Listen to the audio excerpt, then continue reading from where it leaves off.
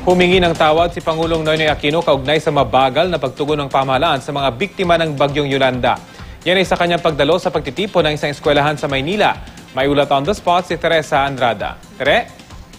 Rafi, 4 na buwan makalipas ang pananalasa ng Super Typhoon Yolanda sa mga probinsya sa Eastern Visayas, humingi ng paumanhin si Pangulong Aquino sa mabagal na pagtugon ng pamahalaan sa mga naapektuhan ng kalamidad.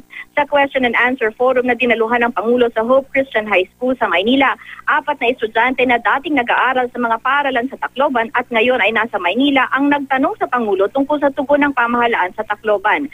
Ayon sa isang estudyante na taga-Barangay 48, 3 araw raw matapos ang pananalasa ng Bagyong Yolanda, saka lamang sila nakaramdam ng tulong ng pamahalaan. Humingi ng paumanhin ang Pangulo na hindi nakapagbigay agad ng tulong ang pamahalaan. Bukod daw kasi sa hindi ganun kadali-dali ng relief goods dahil sa lawak ng pinsala tulad na lamang sa airport, non-existent daw ang LGU noon. Anya, umaga ng Sabado, handa nang magdala ng relief goods ang Philippine Air Force pero hirap naman ito dalhin dahil bukod sa sira ang runway, kulang ng heavy equipment at mga tao para i-clear ang kalsada para umpisahan ang paggawa nito. Ang dapat na 290 na pulis sa Tacloban na tutulong sana sa clearing, 20 lamang ang dumating. Ito raw ay iniimbestigahan na. Kinailangan pa raw magdala ng national government ng mga sundalo mula sa AFP para maumpisahan ang clearing.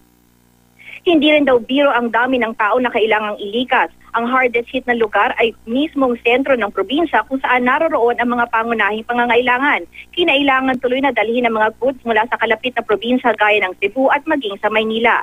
Natanong ang Pangulo kung bakit hindi nito tinupad ang pangakong manatili sa Tacloban hanggang simulang maibalik sa normal ang probinsya gaya ng kanyang unang sinabi.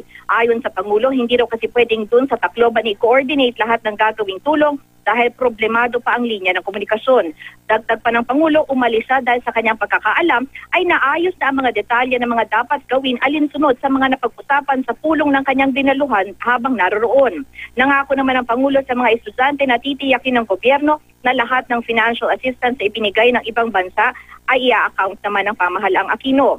Nariyan raw ang website ng FAITH para ma-check mismo ng publiko kung ano, magkano at saang organisasyon napunta ang financial aid at maging sa national government. Sinubukan naman kuna ng GMA News ang panig ni Mayor Alfred Romualdez sa issue pero tumanggi itong magkomento. Rafi? Maraming salamat, Teresa Andrada.